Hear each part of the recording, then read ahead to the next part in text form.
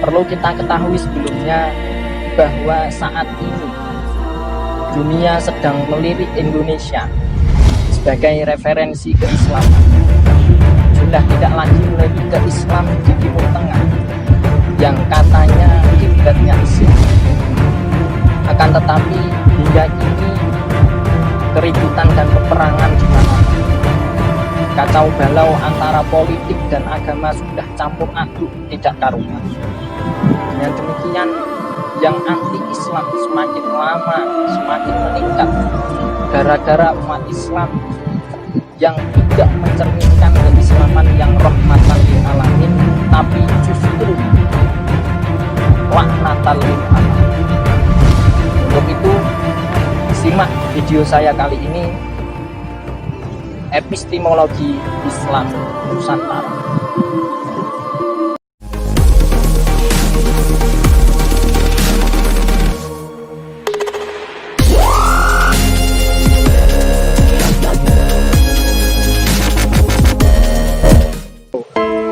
Assalamualaikum warahmatullahi wabarakatuh.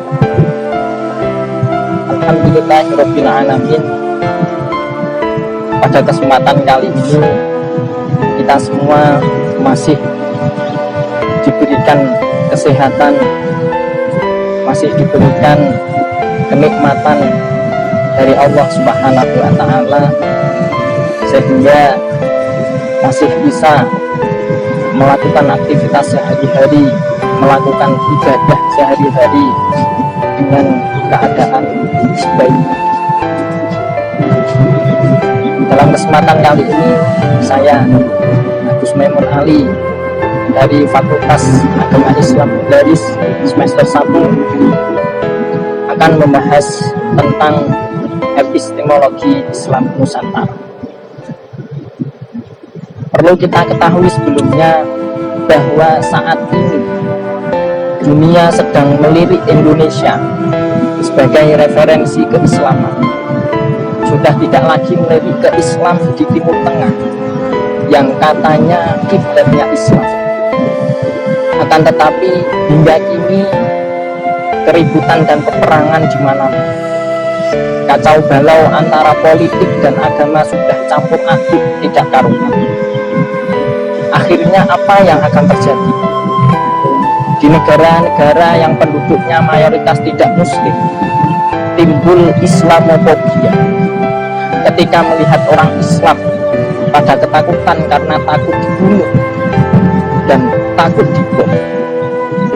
Dengan demikian, yang anti-Islam semakin lama semakin meningkat gara-gara umat Islam yang tidak mencerminkan keislaman yang rahmatan lil alamin, tapi justru laknatan lil alamin. Untuk itu, simak video saya kali ini, epistemologi Islam Nusantara.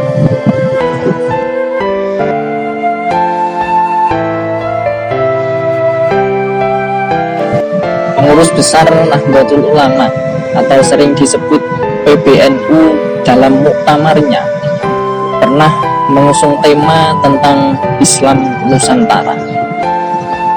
Hal ini menuai banyak kritikan dari kelompok-kelompok yang kurang paham tentang Islam. Bagi orang yang tidak pernah mengaji atau tidak pernah menikmati pendidikan pesantren, pasti kaget dan geger mendengar istilah Islam Nusantara. Kalau pernah mengaji, pasti tahu yang namanya idhofah, penyandaran yang mempunyai berbagai makna. Dalam arti mengetahui kata Islam yang disandarkan dengan kata Nusantara.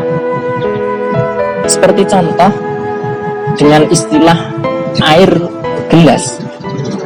Apakah maknanya air gelas?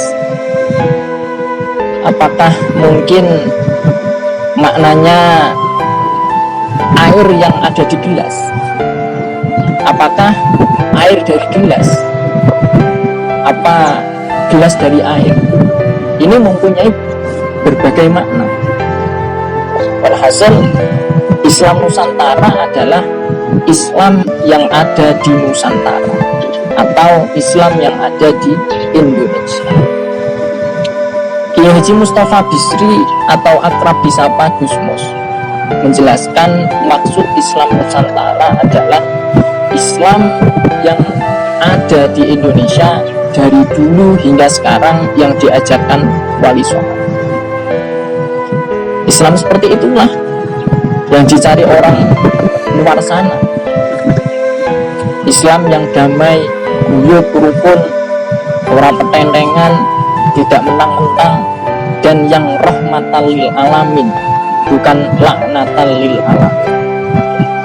Dari penjelasan tersebut kita sudah tahu bahwa Islam Nusantara adalah Islam yang ada di Indonesia dengan tetap mempertahankan tradisi lokal budaya setempat yang tidak bertentangan dengan ajaran syariat Islam. Kemudian mari kita ketahui tentang epistemologi Islam Nusantara. Epistemologi adalah suatu cabang ilmu filsafat yang mempelajari hakikat suatu pengetahuan. Kemudian secara epistemologi Islam Nusantara adalah Islam yang ada di Nusantara dan memiliki ciri khas tersendiri serta berbeda dengan Islam lainnya. Karena konsep Islam Nusantara sendiri adalah gabungan dari nilai Islam teologis dengan nilai tradisi lokal, budaya, dan adat istiadat di Indonesia. Setelah Islam Nusantara, istilah Islam Nusantara sebenarnya sudah dikembangkan sejak abad ke-16. Namun pada tahun 2015 istilah tersebut baru disahkan oleh Organisasi Islam Indonesia Nahdlatul Ulama. Terdapat 3 pilar yang sangat berpengaruh dalam Islam Nusantara, yaitu 1. Fikrah, yang berarti pemikiran.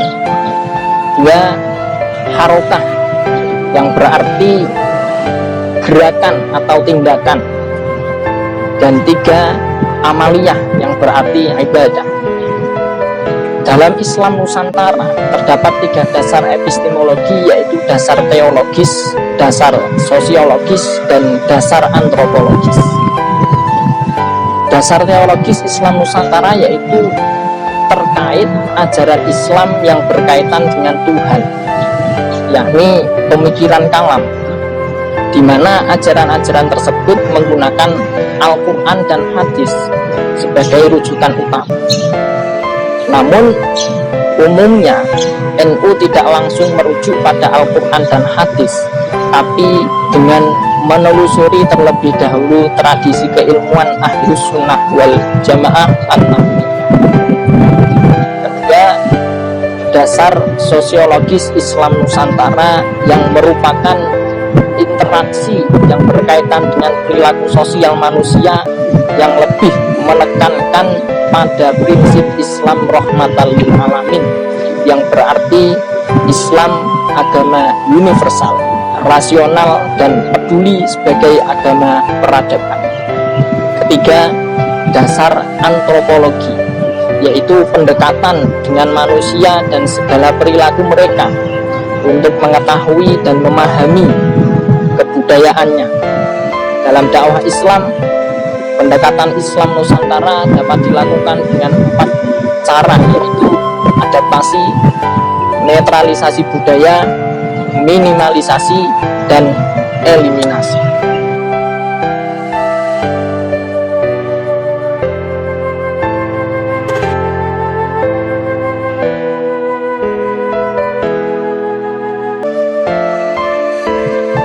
Demikian penjelasan singkat tentang epistemologi Islam Nusantara. Semoga bermanfaat. Mohon maaf yang sebesar-besarnya apabila ada kekurangan dan kekhilafan. Nafani ang dalik, cuma akhtatu min qawli bisalam. Wassalamualaikum warahmatullahi wabarakatuh.